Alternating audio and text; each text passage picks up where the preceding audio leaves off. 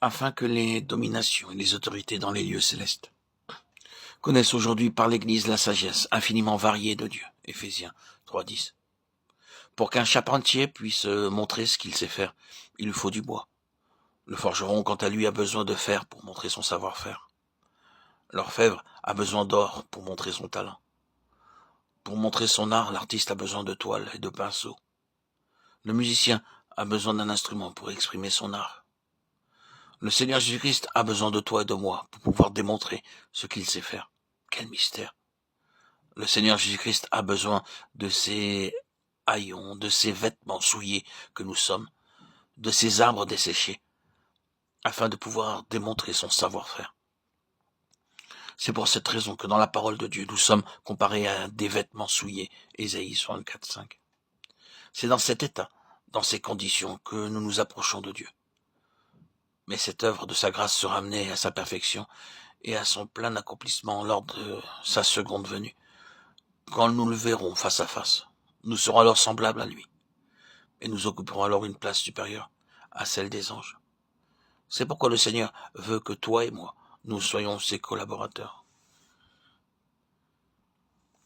C'est dans ce but que nous devons être amenés dans une complète soumission, sous son autorité, sous sa souveraineté, sous sa seigneurie, afin d'être guidés par lui, pas à pas, pour être introduits par lui dans la connaissance de son plan.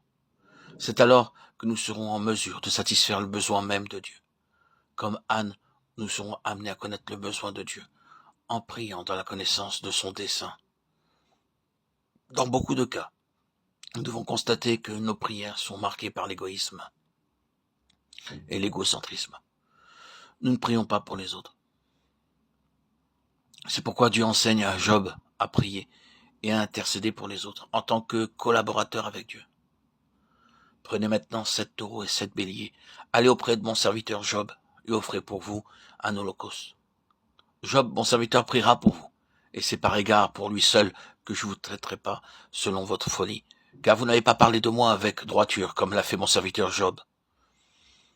Eliphaz de Théman, Bildad de Chouach et Tsophar de Naama allèrent et firent comme l'Éternel leur avait dit, et l'Éternel eut égard à la prière de Job. L'Éternel rétablit Job dans son premier état quand Job eut prié pour ses amis, et l'Éternel lui accorda le double de tout ce qu'il avait possédé. Job 42, 8-10. Dieu changea la captivité de Job après qu'il eut prié pour ses amis. À ce moment-là, Job était lui-même dans un très grand besoin, dans une grande détresse. En un jour, il avait tout perdu. Ses enfants moururent, ses maisons furent détruites et tous ses biens furent enlevés, et son corps était couvert d'ulcères. Même ses amis se tournèrent contre lui et l'accusèrent faussement. Et lorsque Job se mit à prier, et ne dit pas d'abord, ô Dieu, regarde à ma détresse, regarde à mon besoin, guéris-moi, rétablis-moi. Il ne dit pas non plus, ô Dieu, regarde mes amis, m'accusent à tort, punis-les, au lieu de me témoigner leur sympathie, ils ne font que me condamner.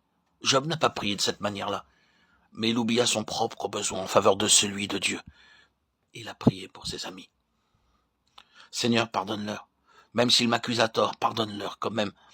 Ne les punis pas, aie pitié d'eux, bénis-les. Lorsqu'il eut prié pour eux, il est dit dans l'Écriture que Dieu changea sa captivité, qu'il rétablit Job. C'est ainsi que nous devons apprendre à prier en pleine connaissance du besoin de Dieu.